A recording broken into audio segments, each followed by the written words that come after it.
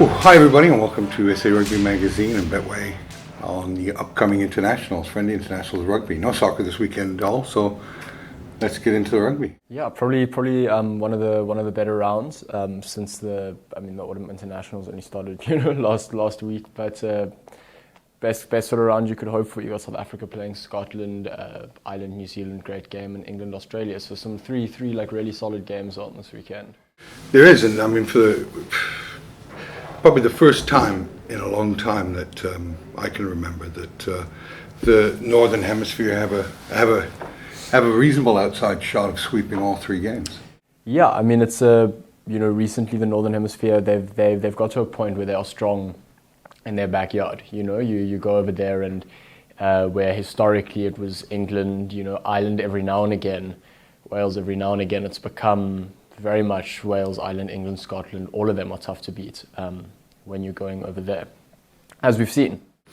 No, for sure. And first up, we have South Africa versus Scotland. What do you make of that one? Look, you and my dad filmed a video earlier in the week that the Springboks will have 16 men to beat, and I was reading the comments section, and it's a lot of comments that started with, I came on here to disagree with you, but I can't help but agree after all that insight.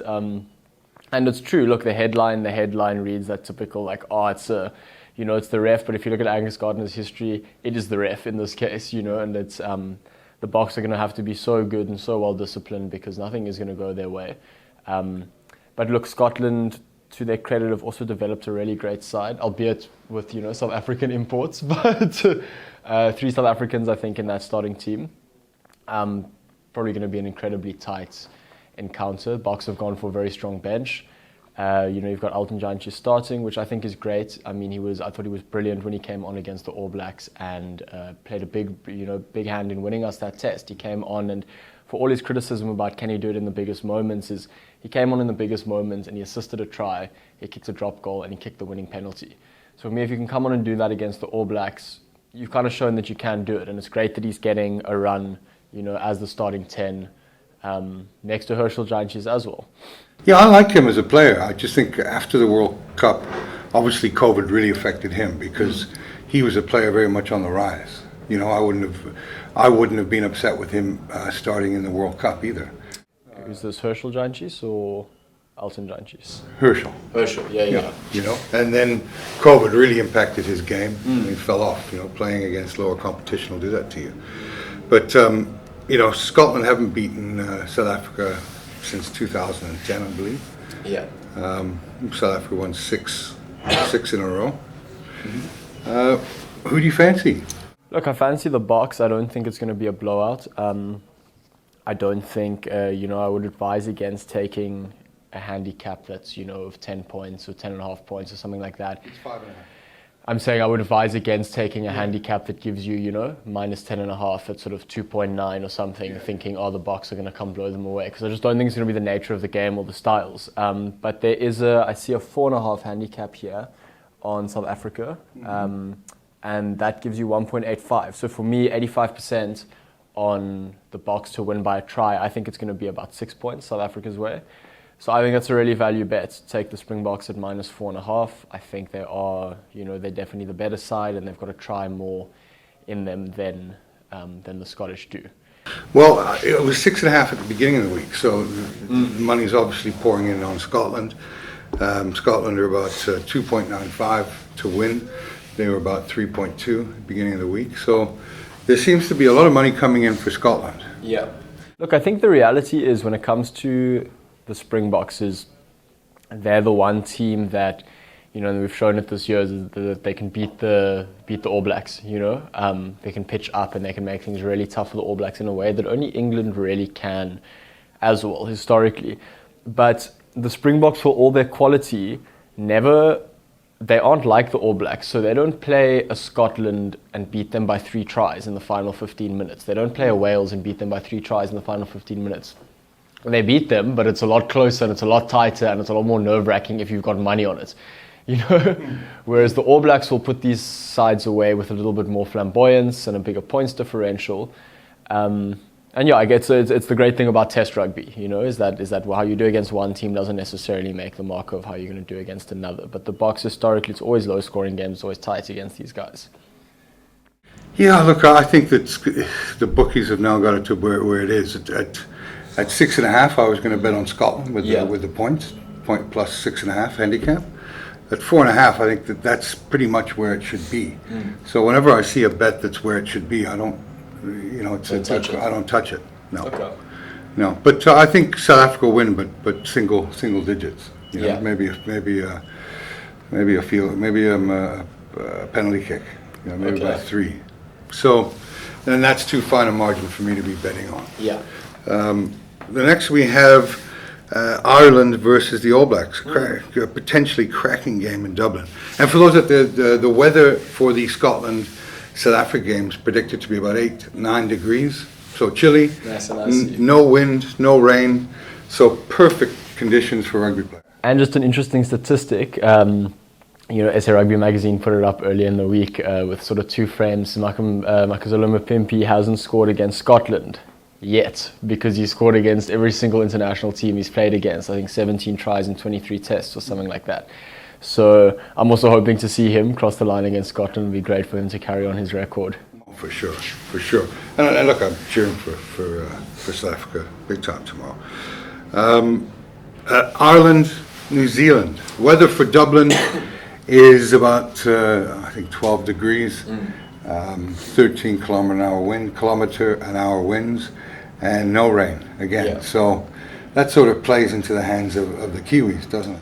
Definitely, and I think, they've picked Beauden Barrett at 10 again, and I think that's the best thing that Ian Foster could have done, is actually flipping the narrative of we must pick Richie Mwanga, because Beauden Barrett has been so good at 10 in the last couple of weeks when he has played for them.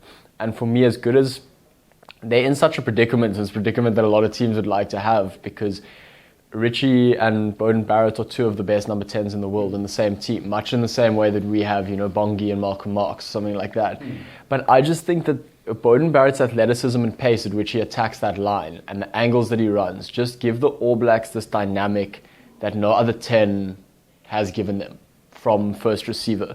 And when I see the team that they've picked, they've really picked a team that I think can cut other backlines apart. And in these sort of conditions, playing against Italy gives you a break, doesn't it? It does indeed. It's the team you want to focus on for Ireland, because I think in the last 5 games Ireland have beaten New Zealand twice. Yeah. Last couple of games Ireland really have, and when they've lost, it's also been they've had a couple of good games. It hasn't been sort of blowouts. But I think this New Zealand side is a very, very good side. And I at the start of the year wasn't convinced, and to an extent I still think they will falter against the South Africas, the Englands, because of their pack. I'm not convinced about their sort of tight 5. They've got their locks kind of hanging on by a thread here.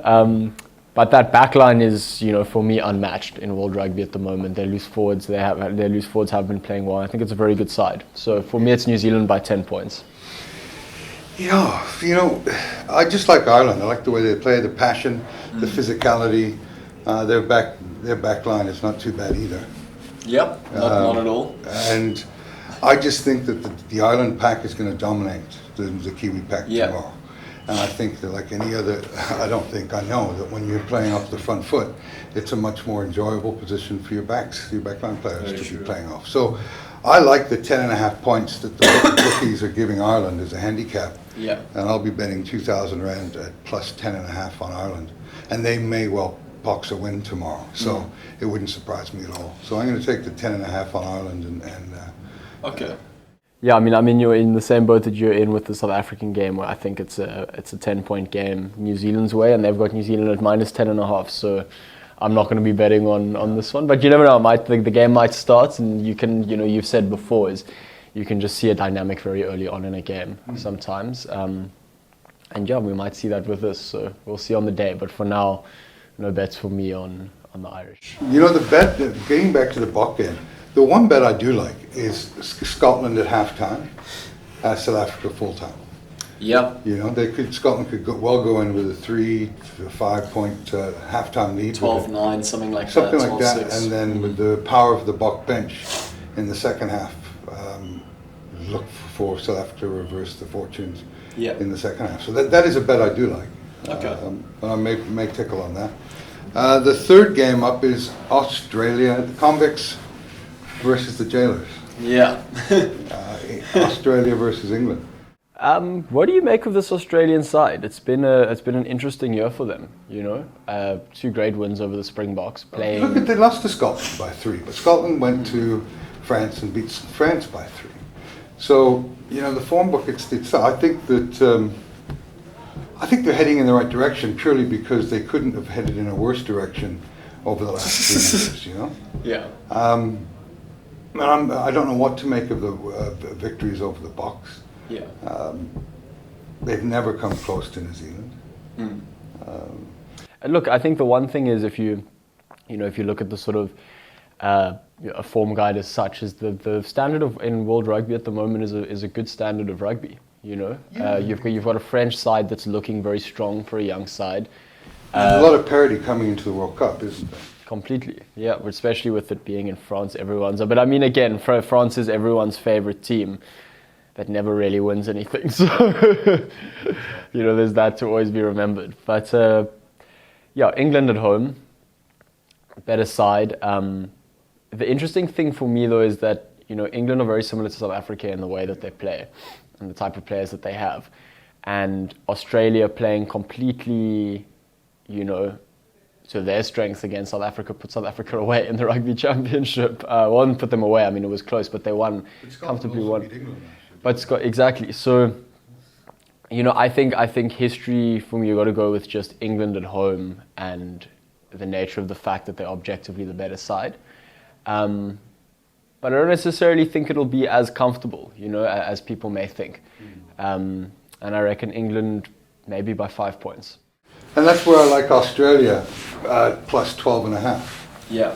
You know, it's 2 converted tries. It's a lot of points in a test. It's a lot of points in a test, you know. And England did nothing last year to put the form to look at being positive on the form guide. They were one of the worst teams in the Six Nations. Yeah. They lost more games than they won. I like Australia plus 12.5. Yeah, I mean 1.93 odds. So it's a little bit above what you're going to get at your usual handicap too. What is the odds?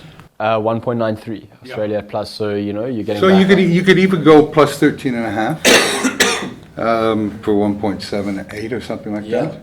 But I'll take the 1.93 at 12.5, and you know I'm not an England fan anyway. I'd rather Australia win, so I might as well be cheering for. I might as well bet on someone I'll cheer for. Yeah. Well, I think I'm gonna go with you there and take that bet. I didn't realize how high the odds would have been on that, because 2 converted tries doesn't matter who the teams are, but with the sort of the Test rugby being the quality that it is at the moment, to put 2 converted tries past another team isn't an easy feat, you know.